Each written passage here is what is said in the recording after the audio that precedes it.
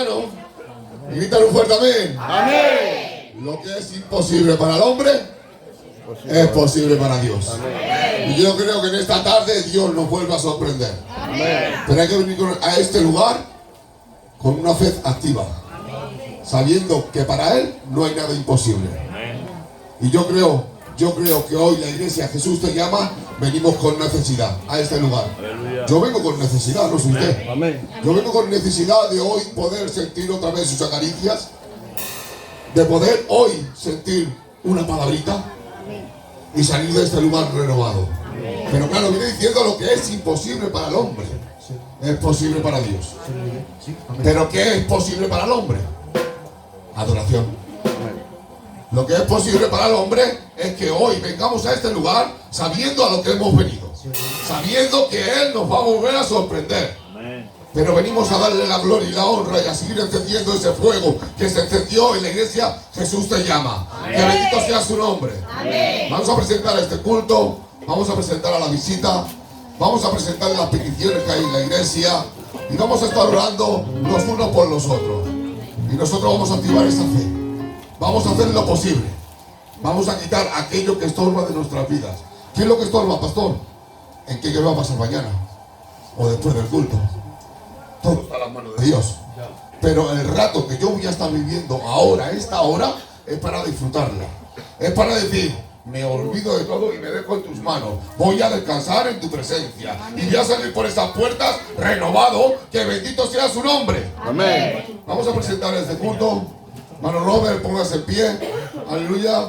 Y presentamos todo lo que se vaya a hacer en este lugar, juntamente con las peticiones. Hagamos las luces. Señor y Padre Celestial, en primer lugar, Señor, te doy las gracias un día más por poder estar delante de tu presencia. Señor, te presentamos este culto, Señor, para que seas tú que lo lleves, Señor. Mira la visita, Señor, úsala como tú sabes hacerlo, Señor. Te presentamos las peticiones de la iglesia, Señor, que son muchas, pero en tus manos son pocas, papá. Te presentamos todo lo que se vaya a hacer en este culto, en el nombre de Jesús. Amén. Aleluya. Amor, sigue orando al Señor. Gracias, Padre, porque un día más me deja levantar mi voz delante de tu divina presencia, Nazareno. Padre, en primer lugar, Dios de la vida, te quiero poner este culto, Padre, y todas las personas que aquí se encuentran, Dios de la vida. Para que tú, Dios eterno, Dios de la gloria, venga poniendo, Padre eterno, cada cosa en su sitio, Dios de la gloria. Padre, como lo pediste, Dios mío, por cada petición, Dios de la vida de esta iglesia, por cada petición de cada hermano y hermana que aquí se encuentra, Padre. Nosotros no las conocemos, Padre, pero tú sí sabes, Dios de la vida. Te pido y te ruego, Padre, por la tarde de hoy, Espíritu Santo. Padre, como no ponerte, Padre eterno, mi vida, Padre, delante de tu presencia, Dios de la vida, para que me sigas perdonando, Padre, y teniendo misericordia, Padre, por todo aquello, Dios mío, que a ti no te agrade, Dios eterno. Gracias, Padre, por la visita que tú has traído, Dios de la vida. Yo te ruego, Padre, te suplico en esta tarde, Dios de la vida, que tú le des, Padre, palabra, Dios mío, para tu iglesia, Espíritu Santo. Que tú los bendigas, Padre, en cada área y en cada momento, Dios eterno de la gloria, Padre. Como lo pediste, Dios de la vida, por mi pastor, Dios de la vida, yo te pido por él, eterno Dios. Para que tu Padre vaya, Padre, ameritándolo, Padre, según tu forma, Espíritu Santo. Tú conoces, Padre, lo más interno de él, mi Rey. Como lo pediste, Padre, por los obreros de la iglesia, Espíritu Santo. Gracias te da mi vida por ellos, Padre, por ponerlos aquí, Dios de la vida. Como lo pediste, Padre, por esa juventud, Dios de la vida tan preciosa, Padre, que aquí ahora mismo se encuentra, Padre. Yo te ruego, Padre, que tú los libres, Padre eterno, de todo aquello, Padre, que les quiera hacer mal, Dios de la vida. Que les ponga barreras de protección en su vida, Espíritu Santo. Que tu Padre intercedas por ellos ahí donde vayan, Espíritu Santo. También esta tarde, Dios de la vida, te quiero poner, Dios mío, por todos aquellos que han faltado, Dios de la vida. Tú sabes, Padre, de la forma que nos encuentra, Dios de la vida, ese virus que está por ahí, Dios de la vida de la gripe, Espíritu Santo. Esta tarde, Padre, yo quiero, Dios mío, que tú nos vayas visitando con fe y con sanidad. Aleluya. Gracias, Padre, por todas las cosas que haces. Y puedes de todo en el nombre del Padre, del Hijo y del Espíritu Santo. Amén. Hermano Alfredo, sigue orando. Te damos gracias, Señor, por el privilegio que tú nos das en esta tarde de estar delante de tu presencia, mi Dios. Padre, te presento, Padre mío, todas las cosas que se vayan a hacer, Padre mío, Señor, para que tú tomes las riendas de ello, Padre mío. Te presenta a tu siervo, Padre mío, Señor, Jehová del cielo, Señor, para que tú lo ministres cada día, Padre mío, Señor. Te presento tu palabra, si lo hubiera, Padre mío, Jehová del cielo, Señor, para que tú tomes dominio de ella, Señor, que llegue a nuestros corazones, Padre mío. Te dejo todas las cosas en el bendito nombre de Jesús. Amén. Rafa, ofrendero. Siga adorando al Señor. Te doy gracias, Señor, en esta tarde, Señor, por lo que llevamos de culto, Espíritu Santo. Te doy gracias, Señor, por todas las cosas que tú haces, Señor, en cada corazón, en cada vida y en cada alma, Espíritu Santo. Que decirte, Señor, de las peticiones ocultas, Espíritu Santo. Yo no me acuerdo, pero de sí, Señor, te las pongo a ti, Señor, Espíritu Santo. Gracias, Señor, por mi casa, por las casas de mis hermanos, Espíritu Santo. Te doy gracias, Señor, por la visita, por tu palabra, si la hubiese, Espíritu Santo. Te ruega mi alma, Señor, que tú cojas las riendas en esta tarde de cada corazón, Espíritu Santo. Abre las ventanas de tu vida, Espíritu Santo. Úsate de cada vida, Espíritu Santo. Úsate de mí, Espíritu Santo, en esta tarde, Señor. Te doy gracias por lo que estás haciendo en mi casa, Espíritu Santo. Gracias por todo lo que se haga hoy, Señor, en el nombre de Jesús. Amén. Amén, aleluya. Silvia, siga adorando al Señor. Esta tarde mi vida te da las gracias porque me dejas adorarte, Espíritu Santo. En primer lugar te quiero poner este culto, Dios mío, para que tú bendigas cada vida que aquí se encuentra. Empezamos a adorar, niñas, venga, cerrar los ojos. Padre, te quiero poner a tu siervo, Dios mío, para que tú lo bendigas de una manera especial, soberano Dios. Decimos tu nombre, mi Que tú rey. bendigas su ministerio, Padre, que tú guardes su casa, Señor. Mira a su compañera, bendícela de igual manera, soberano Rey. Mira las peticiones que hay puestas, Señor, en tu iglesia, Señor. Toma las riendas tú de cada petición y obra en cada una de ellas, Señor. Que se haga tu voluntad, soberano Rey. Bendice al coro cada día de una manera especial, Señor. Te ruego mi vida por la visita en esta tarde, Padre. Que ellos traiga palabra de renuevo a nuestras vidas, soberano Cristo. Te ruego a mi alma que tú vengas levantando al caído, renovando las fuerzas, Padre, y el débil, Señor. Que tú vengas transformando nuestras vidas, soberano Rey. Gracias por el día en que te conoció mi vida, Señor. Te di gracias por cuanto tengo, porque todo es tuyo y te pertenece, mi Rey. Mira a los que no te conocen, Señor, en esta tarde. Trata de mostrar a esas vidas, soberano Rey. Hazle entender que este mundo no tiene nada que sacie sus almas, Señor.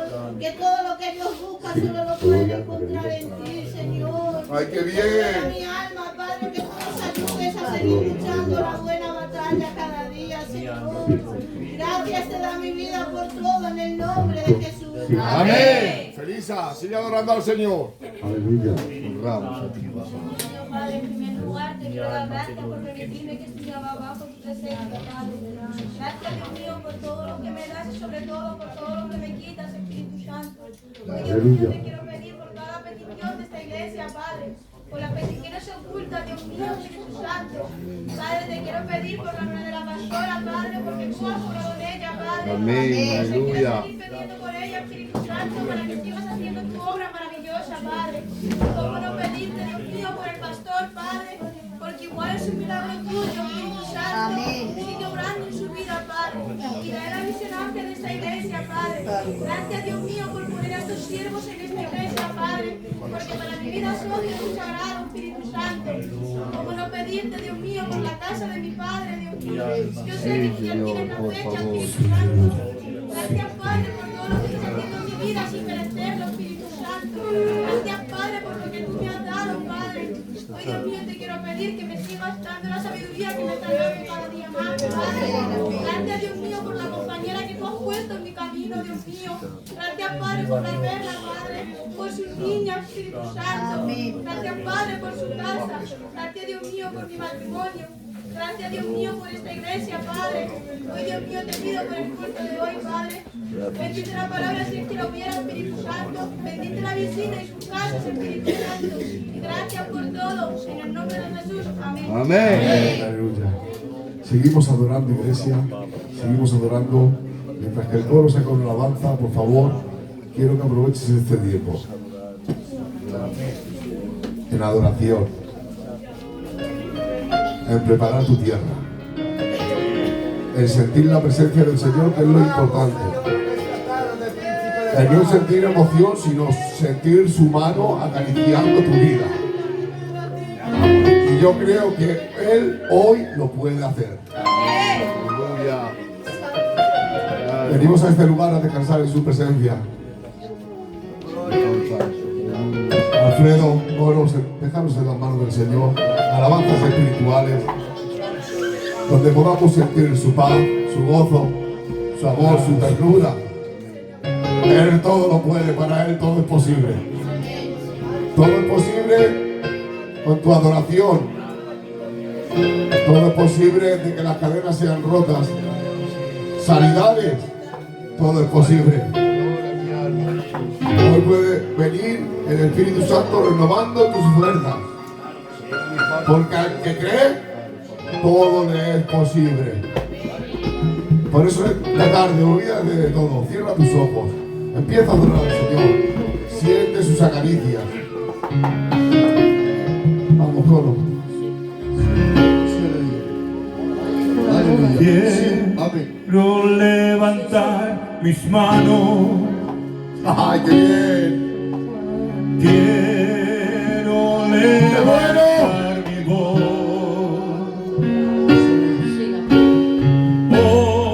Ofrecerte a ti mi vida.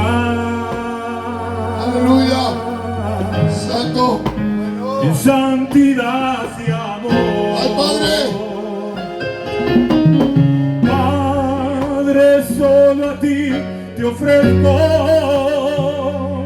¡Santo! mi vida y mi corazón. Y me postro en tu presencia.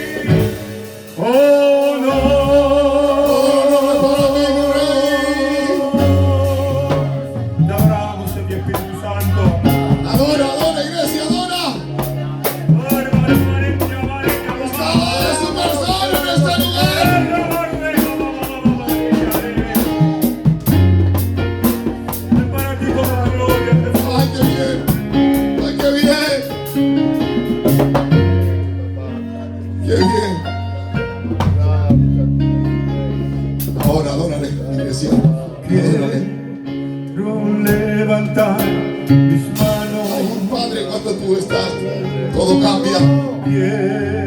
Cuando tú estás, todo cambia, mi Rey.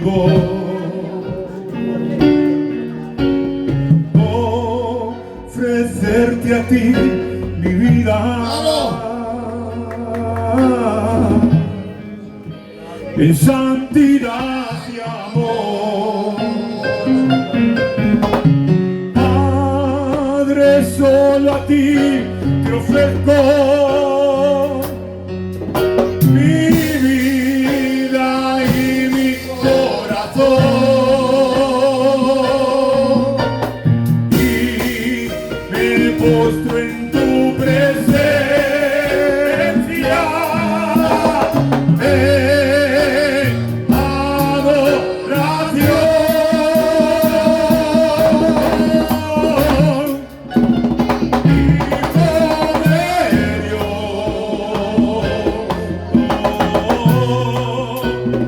Recibe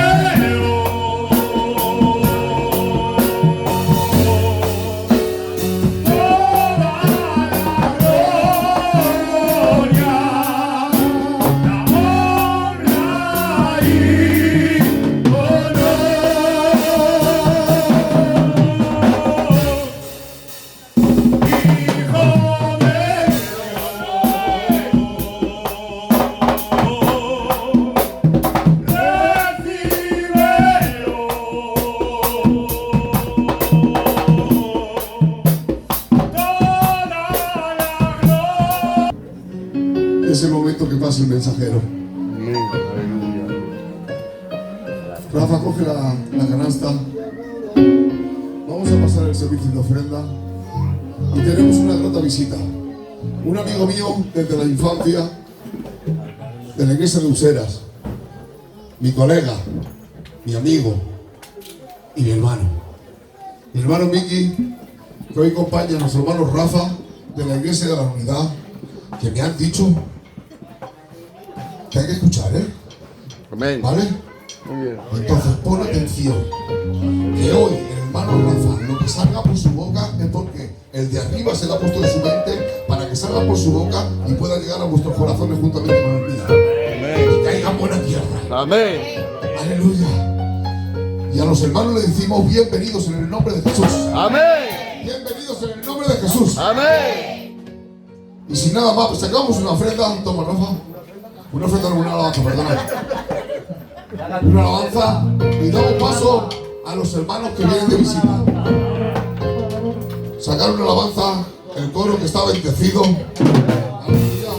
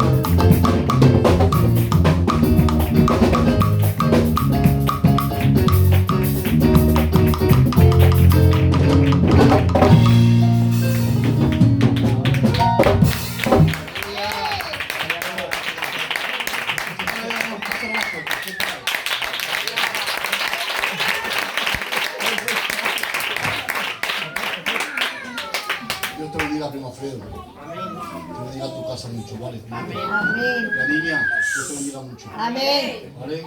Zorro, estás en el mejor lugar. Amén. ¿Vale? Valora lo que tienes, chorro. Muy bien. Amén. ¿Vale? Tú has conocido un mundo, ¿que sí? ¿Has visto qué diferencia? Nunca, aparte del Señor. Aleluya. ¿Vale? Valora lo que tienes. Amén.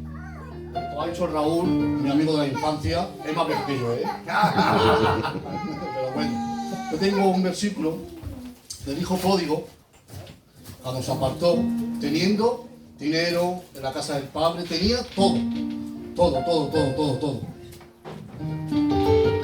Pero eligió un mal momento, se marchó de la presencia del Señor, que espiritualmente se vio tirado, arrastrado. Muy mal lo pasó, muy mal. Entonces yo voy a decir que valore lo que valore lo que tienes. Amén. Vale, que nunca se usa a partir del Señor. Amén. Que tenemos un Dios grande, un Dios poderoso. Amén. Mira cómo está este mundo. Mira cómo está. Más que ruinas, más que guerras, chavales, ¿no? Por eso digo, hermanos, que no nos apartemos nunca. Amén. Amén. Que hay que valorar lo que tenemos. Que una mala decisión lo cambia todo. Antes de hacerla, piénsala y medítala. Por favor. Bien. El Señor nos ama mucho. Amén. Es una iglesia muy bonita, muy preciosa. Lo veo mucho en el TikTok. Aleluya. Y por eso llamé a Raúl y me invité solo, ¿eh? Aleluya, qué bien. Pero eso, que valorar lo que tengáis, que tenemos un Dios muy bueno, un Dios muy grande, que Dios os bendiga mucho, que el Señor os ama, ¿vale? Amén.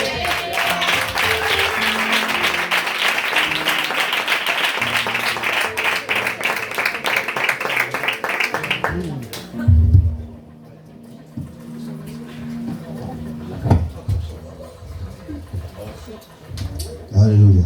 Amén. Acompáñame ahí, no me dejes solo, que estoy atacado de los nervios. Amén. Os saludo a todos en el nombre de Jesús. Amén. Soy fiel pastor, mi nombre es Rafael. Soy un obrero recién aprobado y aún sigo aprendiendo. Sí, sí. Aún sigo aprendiendo, aún sigo dando mis primeros pasos. Pero si hay algo, hermanos míos, que he podido aprender en este pequeño recorrido que tengo como ministerio, es que es mejor ser útil que importante. No quieras la importancia del pueblo, sino el ser utilizado por Dios para el beneficio del pueblo. Y espero en esta tarde que Dios, por su bendita gracia, me utilice para haceros el bien que de mi corazón os desea en esta tarde. Mirad, por durante 300 años el cristianismo ha estado creciendo en un suelo impregnado por la sangre de los mártires. Un antiguo escritor contemporáneo describe la situación de este periodo de la siguiente manera, diciendo que el horror se esparcía en las congregaciones y el número de aquellos que renunciaban a la fe eran innumerables.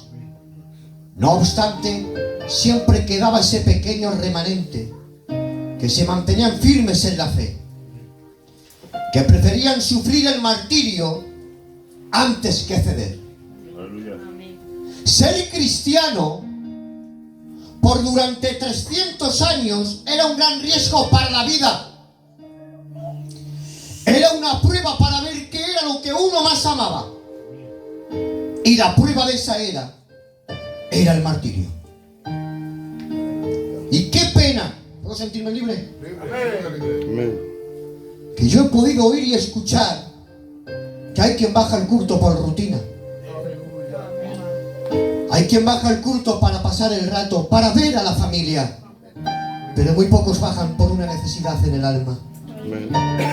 Si tú supieras lo que ha costado traer el Evangelio a este lugar, si tú supieras lo que ha costado traer la palabra del Señor para que tú la escuches, cuántos hombres, mujeres y niños han sido muertos, decapitados, para que tú puedas escuchar la palabra del Señor. Por encima de ese martirio había un Dios soberano, el cual podía parecer todo esto una gran derrota, pero era parte de un plan divino que ningún estratega podría haber trazado jamás, y triunfaría para aquellos que se mantuvieran firmes en la fe. Si en esta tarde me dais la oportunidad, os hablaré de aquel que es el príncipe de los mártires. Nadie ha sufrido más por esta obra que el eterno Hijo de Dios, que ha dado su vida por ella en la cruz del Calvario. Déjame hablarte de Jesús, de aquel hombre que ha cambiado el transcurso de la historia.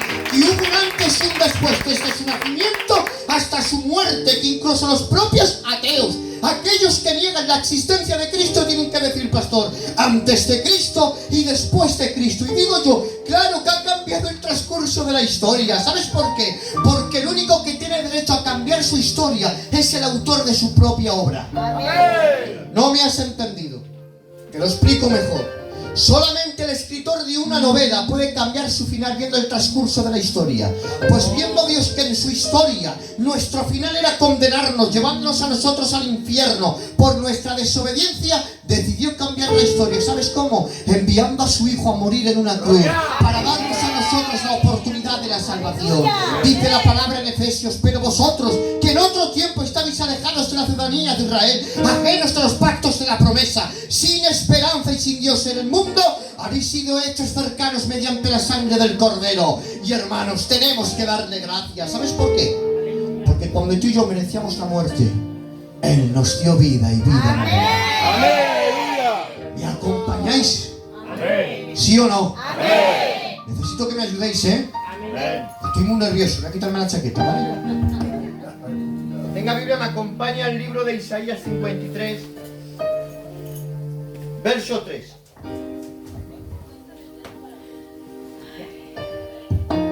Isaías 53, que me coloque. Nada, sí, no. Dice la palabra del Señor así: despreciado y desechado entre los hombres, varón de dolores, experimentado en el quebranto. Y como que escondimos de él el rostro, fue menospreciado y no lo estimamos. Ciertamente llevó en nuestras enfermedades y sufrió nuestros dolores, y le tuvimos por azotado, por herido de Dios y abatido. Mas él herido fue por nuestras rebeliones, molido por nuestros pecados. El castigo de nuestra paz fue sobre él, y por sus llagas fuimos nosotros curados. Amén. Todos nosotros nos descarriamos como ovejas, cada uno cual se apartó por su camino, mas Jehová cargó en él el pecado del mundo. Dice: angustiado él y afligido, no abrió su boca. Como cordero fue llevado al matadero, y como oveja delante de sus trasquiladores, enmudeció y no abrió su boca. Amén. Necesito, hermanos míos, me siento a gusto, Aleluya. La gloria del Señor. que me acompañéis a través de las Escrituras al Getsemaní, aquel lugar donde Jesús pasaba horas orando al Padre, ese lugar el cual había sido el refugio del Señor, pero ahora ese refugio se ha convertido en una prisión donde Jesús no puede escapar. Él sabe que la hora ha llegado, que la luna de Pascua, ancha y llena, resplandece desde un cielo sin nubes. La ciudad de las cabañas de los peregrinos está sumida en el silencio. Con frecuencia Jesús visitaba este lugar para meditar, pero nunca con un corazón tan lleno de tristeza como esa noche.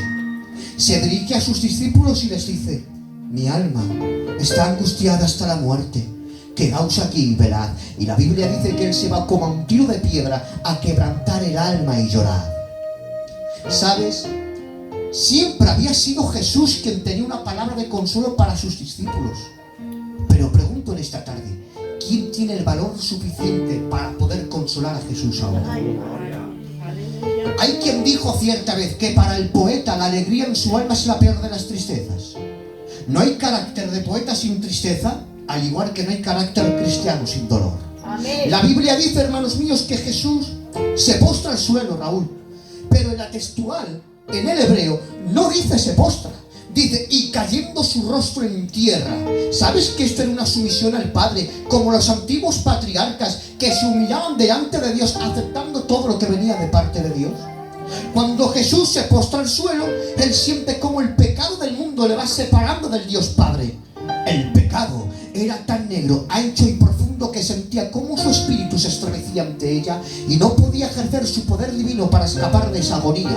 Como hombre, él debía sufrir la transgresión. Como sustituto y garantía del hombre, él veía lo que significaba la justicia divina. Y hasta ahora, él había obrado como intercesor para muchos, pero ahora anhelaba tener un intercesor para sí mismo y rogaba al Padre diciendo: Padre, pasa de mí esta copa, pero no se haga mi voluntad sino la tuya. Cuando Jesús se somete a su voluntad, la Biblia dice que Dios envía a un ángel para fortalecerle. Porque dicho sea de paso, todos tenemos un Getsemaní en la vida. Todos tenemos problemas, adversidades, tribulaciones, enfermedades, y a veces sentimos que nos fallan las fuerzas para seguir hacia adelante y solamente podemos cerrar los ojos y decirle al Señor: hágase tu voluntad y no la mía. Porque yo sé que cuando yo me someto a tu voluntad, tú obrarás en mi vida como siempre lo has estado haciendo. No te librará del Getsemaní, pero sí te dará la fuerza necesaria para enfrentarla, ya que la Biblia dice que Él da fuerza al cansado y multiplica las fuerzas de aquel que no tiene ninguna. Amén. Dice la palabra, hermanos míos, que Jesús se levanta y va hacia sus discípulos, pero cuando los ve, se los ve durmiendo y les reprocha: Hombre, ni una hora habéis podido estar orando. Hermanos, una hora pedía solamente. Hemos leído todo lo que le va a acontecer y Él solamente pide una hora de tu tiempo. Que no es tanto lo que el Señor te pide. Que de 12 horas que tiene el día solamente te pide una hora para estar en comunión con Dios. Y no estoy hablando de la hora del culto, sino cuando tú te encierras en tu cámara secreta a quebrantar el alma y llorar. Por eso Jesús tiene que decir, ay, en lo poco me has sido fiel, en lo mucho yo te pondré. Amén. Vamos a ver, ¿por qué dormían? Dormían por causa de la tristeza emocional que experimentaba Cristo. También recaía sobre sus discípulos. No obstante, la reacción de ellos, ¿cuál fue? Ceder a los deseos de la carne, satisfaciendo la necesidad inmediata del sueño, en vez de permanecer despiertos, rogando y velando, como Jesús les había dicho. ¿Sabes por qué fracasas? Porque caes en la tentación de satisfacer los deseos de la carne. Y solamente están despiertos los que resisten y velan en medio de la prueba. Sí, Jesús que tenía que estar de rodillas ante Dios para poder enfrentar a los hombres de bien. Porque para poder enfrentar los problemas de esta vida uno tiene que estar de rodillas ante Dios para poder enfrentarlas de bien. Dice la palabra, hermanos míos, que Jesús los levanta y les dice, levantaos, porque ha llegado la hora en la que el Hijo del Hombre ha de ser entregado en manos de pecadores. Aquí la copa amarga ya empieza a dar sus efectos, ya empieza a dar sus frutos. Esa copa que todos quieren pasar de mano, ¿verdad? Esa copa que nadie quiere. La Biblia dice, hermanos míos, que cuando la madre de Juan y Jacobo se postró ante Jesús, le dijo, Señor, que en tu reino uno se ponga a tu derecha y otro se ponga a tu izquierda. Y Jesús le dice, mujer, ¿no sabes lo que estás diciendo? ¿Acaso vais a beber de la copa que yo ha de beber? Dice, sí, a la verdad que sí que vais a beber. ¿De qué copa estaba hablando? ¿De la copa del triunfo? ¿De la copa de las bendiciones? ¿De la copa de tener 1000 euros en el bolsillo? No, estaba hablando de la copa del martirio. Por eso Jacobo fue el primero de los 12 apóstoles en morir como mártir. Porque, disculpadme, hay quien quiere servir a Jesús mientras Él está en el monte de las bienaventuranzas. Mientras yo tenga dinero, a mis hijos no le falta de nada, yo bajo al culto. Porque es muy fácil bajar al culto cuando las cosas te van bien, ¿verdad? Pero muy pocos quieren beber la copa amarga. Todos no quieren sufrir lo verdadero del Evangelio, hermanos. El Evangelio no son 4 onces ni acólobratas en el circo. El Evangelio es pagar el precio. El Evangelio es sufrir por Él. Mira, lo recuerdo.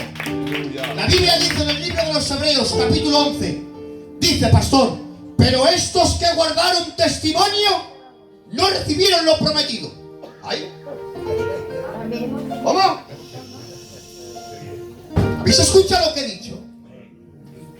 Pero estos que guardaron testimonio no recibieron lo prometido. No te entiendo, Señor. Si han sido fieles a tu palabra,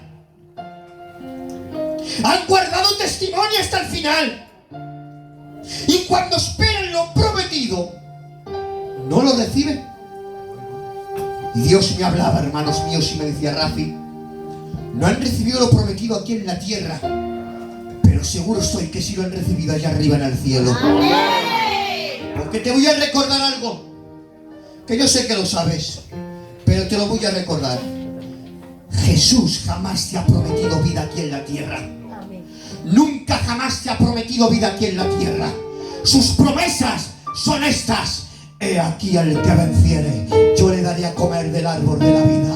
Su promesa es esta. He aquí al que venciere, yo le daré una piedrecita blanca, el cual haya escrito un nombre nuevo, el cual nadie sabe sino solamente aquel que lo recibe. Su promesa es esta. He aquí al que venciere, yo le daré que se siente conmigo en mi trono. Su promesa es esta. He aquí al que venciere, yo le haré columna en el templo de mi Padre. Su promesa es esta. He aquí al que venciere, yo le daré vestiduras blancas y escribiré su nombre en el libro de la vida. Su promesa es esta. Al que venciere, yo le haré columna en el templo de mi Padre. Al que venciere, dice la palabra, sé fiel hasta la muerte y yo te daré la corona de la vida. Pero no aquí en la tierra, sino allá arriba en el cielo. Amén. Y esto no es algo que Dios te ocultó. Esto es algo que Dios te adelantó. Jesús dijo, en el mundo tendréis aflicción, en el mundo tendréis adversidad, en el mundo vais a tener enfermedad, pero confiad, Amén. confiad Amén. que yo he vencido el mundo.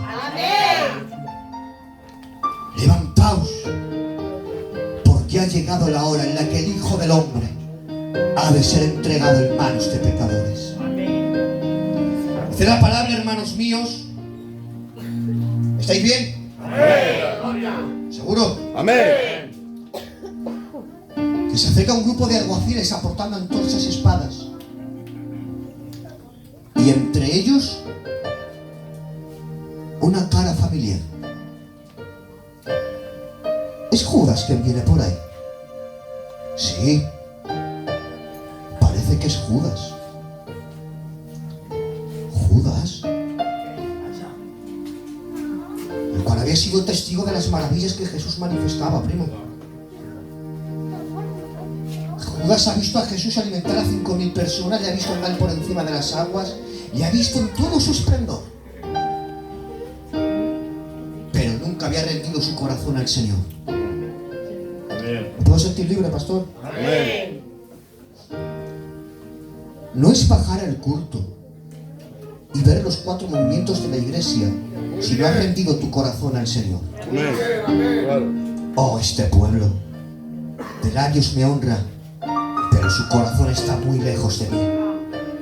Y tan lejos estaba el corazón de Judas, que dice la palabra que llegaba a sustraer el dinero de la bolsa que Jesús y sus discípulos tenían guardado para dárselo a los pobres. Y no sentía remordimientos de lo que hacía, ¿eh?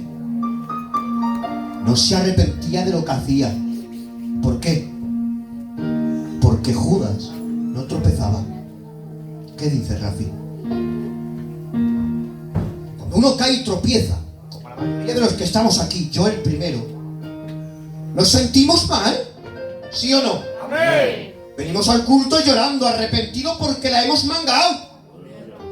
Pero Judas no se arrepiente, no se lamenta. ¿Por qué? Porque Judas no tropezaba. Judas practicaba el pecado. Y es muy diferente caer en el pecado, tropezar en el pecado, que a practicarlo. Por eso dice la Biblia que Judas sustraía el dinero de la bolsa, porque Judas no dice robaba, ¿eh? Dice Judas sustraía del dinero de la bolsa porque Judas era ladrón.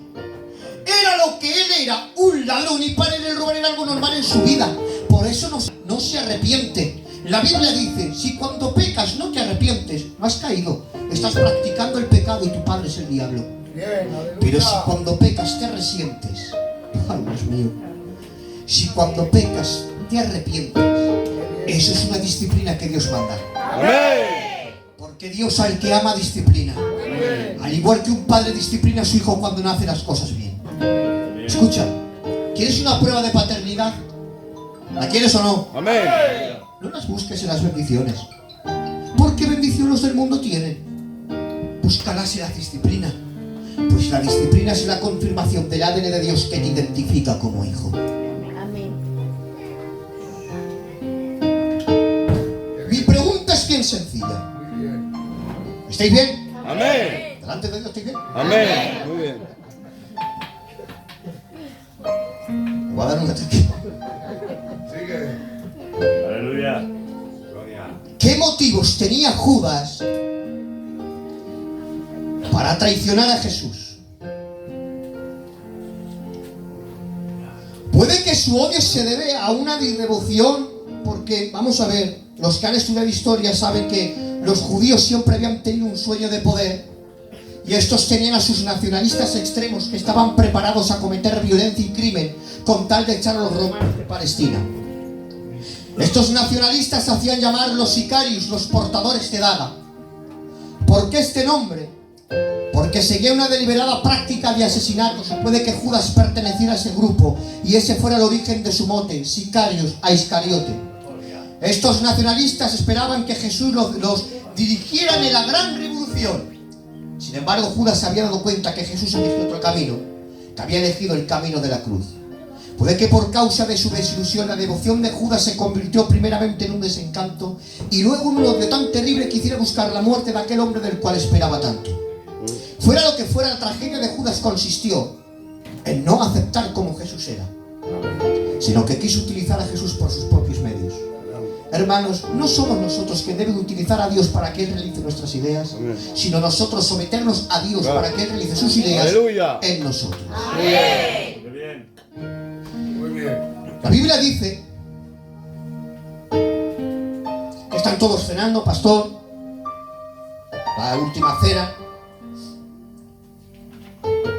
Y Jesús suelta una palabra para escandalizarse y dice, vamos a ver, de cierto os digo que uno de vosotros me va a entregar esta noche. Mi pregunta es bien sencilla. ¿Cómo podía Jesús convivir con una persona que sabía que le iba a traicionar? Y le trataba de la misma manera que trataba a los demás, porque él, aun sabiéndolo todo, no hace excepción de persona. Trataba con Judas como trataba con Pedro, con cariño y delicadeza. Más aún, llega hasta lamentarse por él diciendo, ay de aquel por el cual el Hijo del Hombre ha de ser entregado en manos de pecadores. Mejor hubiera haber sido aquel hombre no haber nacido. Claro, todos escuchando en la mesa, dice, chacho, a ver si voy a ser yo. ¿Soy yo, Señor? No. Se acerca Pedro. Señor, ¿soy yo? Juan. Dile quién es el que le va a entregar, tú eres el que está más cerca de él. Señor, ¿quién es el que te va a entregar? Y dice, aquel que moje el pan en el mismo plato de salsa será quien me entregue. Tú sabes que en Israel el mojar el pan en el mismo plato de salsa significaba confianza e intimidad. De lo cual hizo de la acción de Judas fuera algo más repulsivo. Por eso dice el Salmo 41, el hombre de mi paz, en que yo confiaba, el que de mi pan comía, alzó contra mí su carcaña. Se acerca Judas. Señor, ¿soy yo el que te va a entregar? Y Jesús le dice, Judas, tú lo has dicho. Lo que tengas que hacer, hazlo ya. Vamos a ver, yo que veía esto y no lo entendía. Pastor, ¿no están todos en la mesa? ¿No están escuchando la conversación entre Jesús y Judas? Más aún, ¿acaso Cristo no les ha revelado quién es el traidor? ¿Cómo se nada? Disculpadme a los ancianos. Pastor, si yo estoy y le pego un jetazo a Judas, que lo tiro fuera de la mesa. Aleluya. Pero nadie hace nada. Dice, y seguían comiendo juntos sin armonía. Y yo decía, ¿por qué? Claro, hasta que lo entendí. Es que Jesús estaba en medio. Es que cuando Jesús está en medio solamente gobierna la paz, el amor y la armonía. Amén. Deja que Jesús esté en medio de tu casa. Amén. Deja que Jesús esté en medio de tu matrimonio.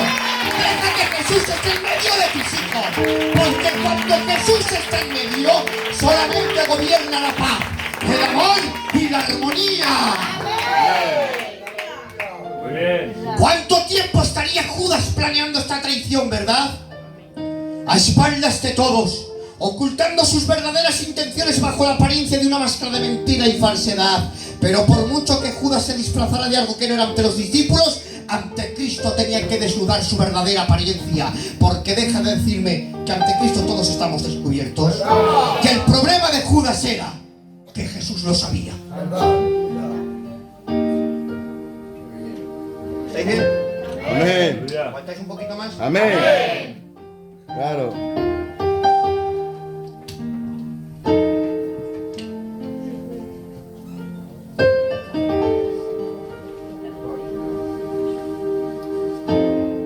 La Biblia dice, hermanos, que Judas se va al Sanedrín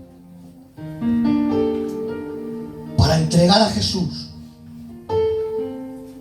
Y acuerdan un total de 30 argurios, 30 monedas de plata. ¿Sabéis lo que eran 30 monedas de plata hoy en día? 6 euros. La Biblia dice, hermanos míos, que Judas va ante Jesús, pastor, y a mí esto me rompe. Dice, salve, maestro, y mi Cristo, con toda la nobleza. Dice, amigo, ¿a qué vienes? que sabes que te va a traicionar y aún así le sigues llamando amigo. ¿Me puedo sentir libre? Amén. Hay dos tipos de pecados. Está el pecado del corazón apasionado que por el impulso del momento se ve arrastrado a hacer cosas que no debe. Pero es que luego está el pecado planeado. El pecado intencionado. Que sabes que lo que está haciendo está mal y aún así sigues hacia adelante. El corazón se nos revuelve contra el hijo o la hija que quebranta el corazón paternal. Esto es lo que Judas hizo con Jesús. Escucha, y aún así él le seguía llamando amigo. Aleluya. Aunque le traiciones mañana, él te seguirá llamando amigo. Amén. Sus misericordias son nuevas en nosotros cada mañana. Amén. La entrega con un beso y le apresa con grilletes y cadenas y vendan sus ojos. En el momento que vendan sus ojos, dice la palabra que empezaban a golpearlo brutalmente y se burlaban de él diciendo: profetiza ahora quién es el que te ha golpeado. Toda la noche de puñetazos y patadas, y esto no ha hecho más que empezar, pues como cordero fue llevado al matadero. La Biblia dice, hermanos míos, que fue llevado ante el Sanedrín para hacer un juicio preliminar bajo el gobierno romano ante la mirada de Anás. Pero estos, como no podían darle muerte, lo llevaron ante Pilatos. Pilatos, viendo que era un hombre inocente y viendo que era judío, lo envía ante Herodes. Fíjate, los líderes religiosos estaban tan empecinados en dar muerte a Jesús que no les importaba aliarse con los enemigos de su pueblo. Pilatos, un funcionario opresor romano, y Herodes, un gentil edomita. ¿Y todo para qué? Para no mancharse las manos de sangre, ya que la ley decía: no matarás. Hermanos, qué hipócritas, ¿verdad? Que guardan la ley pero matan al autor de la ley. Guardan la ley pero matan la gracia. No quiero liarme porque si yo, esto me llevaría mucho tiempo. Lo vuelven a enviar ante Pilatos. Jesús viene del Getsemaní. Lleva toda la noche sin dormir, llevado de un lado a otro, sometido a un falso juicio y seguramente que azotado y golpeado en el calabozo. Pero ahora Pilatos tiene que verse en la obligación de tener que meter a Jesús al pretorio para las flagelaciones romanas. Y como ustedes saben, las flagelaciones romanas eran conocidas por ser intensamente brutales. Hay quien dice que consistía de ¿cuánto? 40 menos 1, ¿no? Pero es que eso era una costumbre judía. Y los que azotaron a Jesús no eran judíos, eran romanos. No había límites para ellos. A Jesús en el pretorio quisieron matarlo. A Jesús en el pretorio quisieron hacerle daño de verdad. Cuenta la historia que los romanos tenían dos tipos de látigo. Tenían unas de cuero con bolas entretejidas de metal que cuando golpeaban la carne, estas producían moratones y contusiones, que al segundo golpe la carne se abría. También dice que tenía otros látigos con huesos afilados que cuando golpeaban la carne, esta la desgarraba intensamente. La espalda quedaba tan desgarrada que la espina dorsal podía contemplarse debido a los cortes tan profundos que recibía la espalda del Señor. Los latigazos iban desde el hombro, pasando por la espalda hasta llegar a las piernas. Y era tan intenso el dolor, Miki, que las propias venas, los órganos, los riñones podían verse a plena luz del día, provocando una conmoción hipervolémica. Y dirás tú, ¿qué dices de una conmoción hipervolémica? Hipo significa bajo, vol significa volumen y émica significa sangre. Por lo tanto, una conmoción hipervolémica que quiere decir que la persona sufre una pérdida de una gran cantidad de sangre, provocando tres efectos en el cuerpo. Uno, el corazón se acelera queriendo bombear sangre que ya no existe. Baja la presión sanguínea provocando desmayo o colapso. Y tercero, sufre una sed tan intensa, ansiando fluidos para reponer la sangre que ha perdido. Cuando Jesús sale del pretorio es una pura llaga. No son llagas, es una pura llaga, desde la cabeza hasta los pies. Cuenta la historia que todo aquel que salía del pretorio salía sin vida. Por eso cuando Pilatos lo ve, pastor, no da crédito a lo que ven sus ojos, y solamente puede describir con una palabra: he aquí al hombre. Porque nadie hubiera aguantado lo que él aguantó. Y si lo hizo fue por ti. Fue por ti. Fue por ti. Fue por ti. Fue por todos nosotros.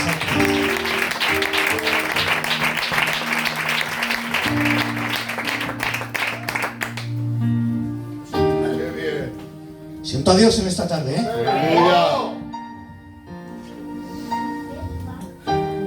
En tiempos de la Pascua se podía soltar a un preso. Y dice la palabra, hermanos míos, que escogieron a Barrabás, ¿verdad? Pero Barrabás no fue cogido por casualidad, porque había 3 presos aparte de Jesús. Estaba el ladrón de la derecha, el ladrón de la izquierda y Barrabás. ¿Sabes lo que hizo Pilatos? Observar quién de los 3 era el más peligroso.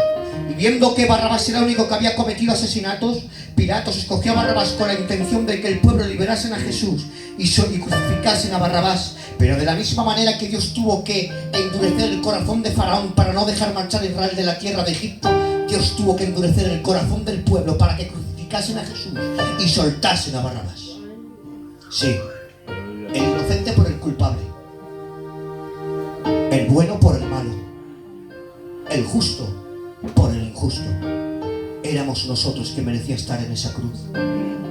Éramos nosotros que debía estar crucificado en esa cruz, pero Él la escogió por ti. Santo. ¿Me dejáis hacer un poco de teatro? Amén. Aleluya. Si fuera Barrabás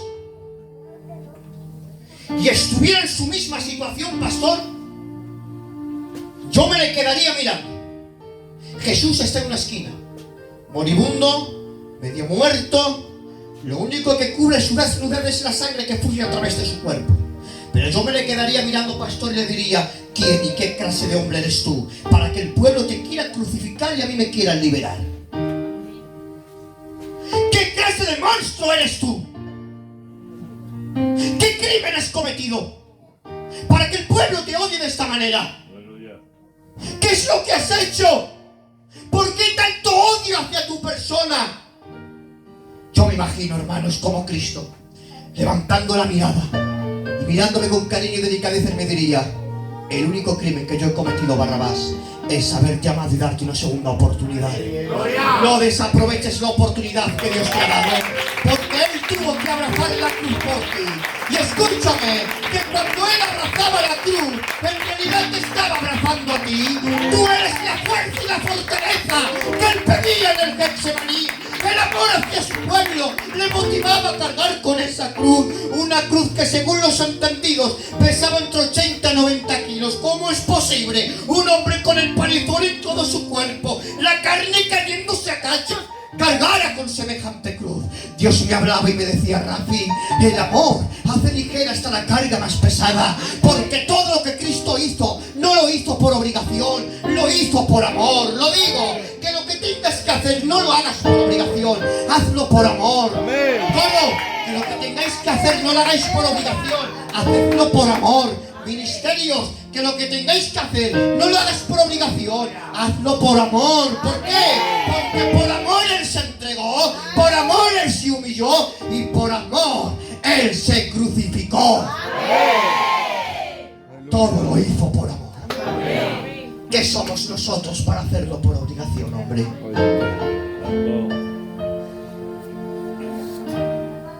Aleluya.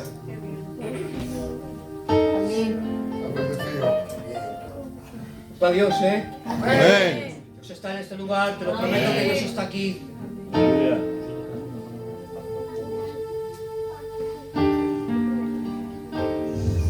Tía, carga con la cruz. Lo lleva hasta el Gólgota. Se cansaba porque era humano.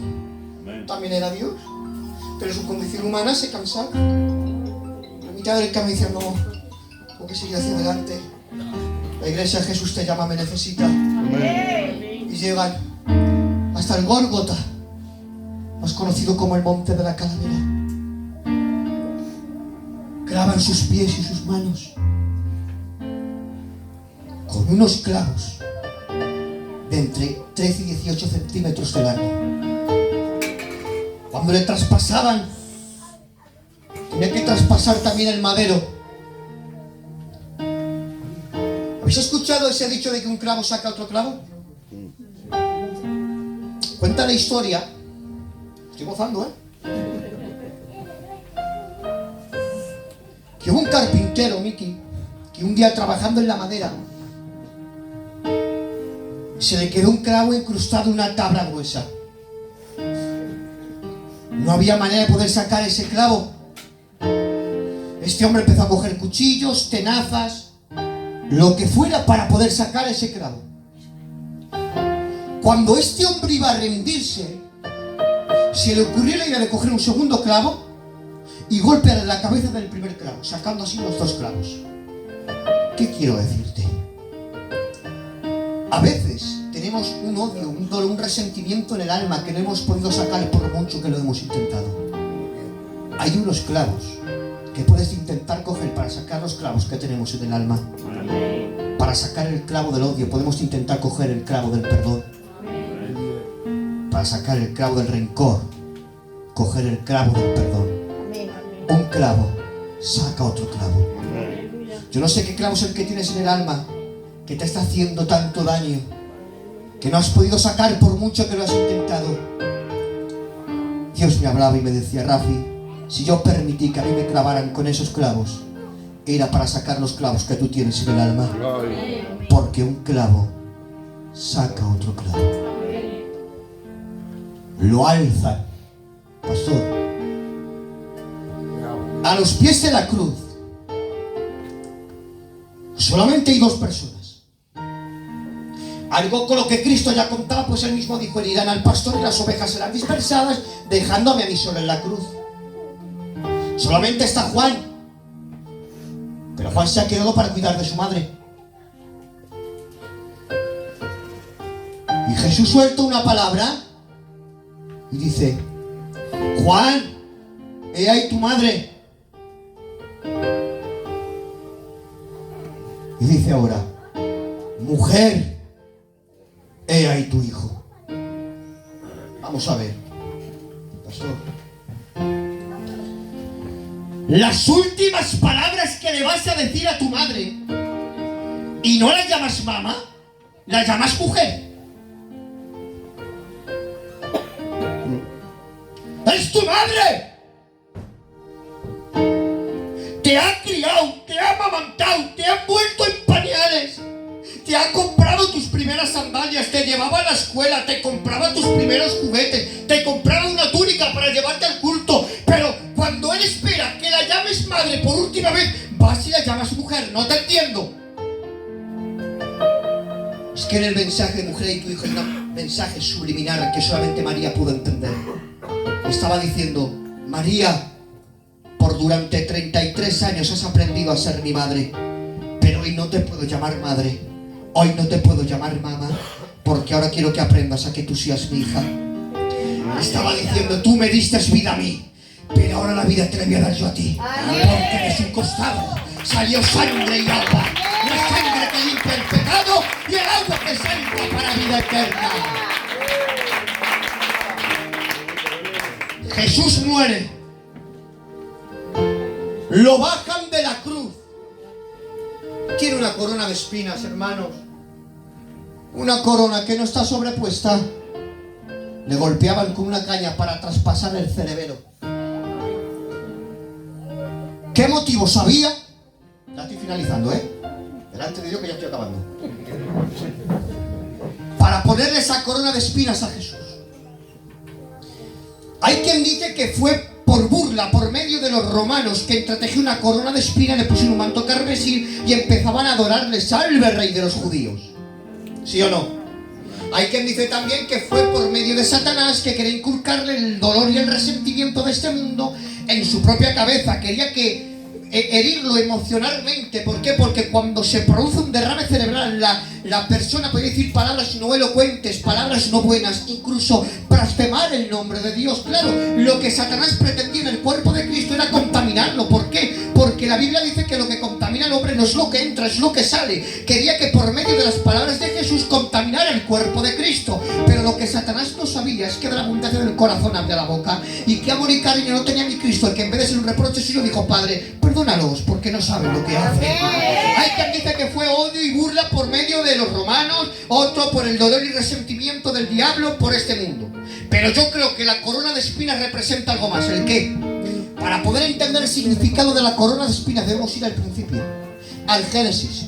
Cuando el hombre hunde a su descendencia natural las terribles consecuencias del pecado, Dios le dice al hombre: por haber obedecido a la voz de tu mujer y haber comido del árbol que te mandé que no comerás, dice, maldita será la tierra por tu causa. Dice, espinos y cardos te producirán. Por consecuencia del pecado del hombre, Dios maldijo la tierra. Y cuando la maldijo, en vez de producir todo árbol con fruto, lo que la tierra comenzó a producir fueron espinas. Y qué casualidad, ¿verdad? Que aquellos romanos tomaron de esa tierra maldita las espinas para entretejer una corona y ponérselas a Jesús, dando a entender algo. ¿Sabes en qué? En que Cristo no solamente estaba dando la vida por el hombre pecador, sino también para quitar del medio la maldición que la tierra tuvo por causa del pecado. Dice la palabra: ya no habrás más maldición en la tierra, sino que Dios estará en el trono juntamente con su Hijo y nosotros juntamente con Él. Amén. Le bajan de la cruz, la envuelven en un lienzo,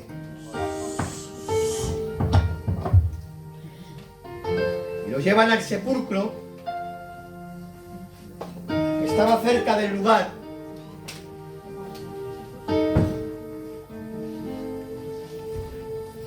Como dice Cantar de los Cantares, tío. Oh paloma que te escondes en los agujeros de la peña, déjame contemplar tu gloria, déjame ver tu cuerpo. La Biblia dice que al tercer día Cristo resucita. La tumba se encuentra vacía. Las mujeres fueron por las especies aromáticas para ungir el cuerpo de Cristo. Pero cuando llegan, se encuentran la tumba vacía y un lienzo. Seguro que lo sabéis todo, pero lo digo, da igual. Un lienzo que no está sobrepuesto, está dobrado cuidadosamente y puesto en un lado del túmulo de la puerta. Yo, para poder entender el significado del lienzo, primo, tenía que irme a las costumbres hebreas, que era una dinámica entre el siervo y el amo. Cuando el siervo preparaba la comida deseada por su amo, este tenía que ocultarse de la visión de él y esperar a que el amo terminase de comer. Si el amo hubiera acabado de comer, se hubiera limpiado la barba y hubiera hecho una arruga con aquel lienzo y tirado a un lado de la mesa, le estaba diciendo el amo al siervo: me he ido y puedes recoger la mesa porque no voy a volver. Pero si es al contrario, si el amo se hubiera limpiado la barba y haber hecho un dobladillo y puesto un lado de la mesa, le estaba diciendo el amo al siervo: me he ido, pero no recojas la mesa porque regreso enseguida. Cuando Pedro encontró el lienzo dobrado en un lado de la puerta de la tumba, estaba diciendo Jesús a Pedro: que me he ido, pero aquí vengo pronto. Amén. Soporta, aguanta, y el que ha de venir vendrá. Amén. ¡Maranata! Cristo viene pronto. Amén.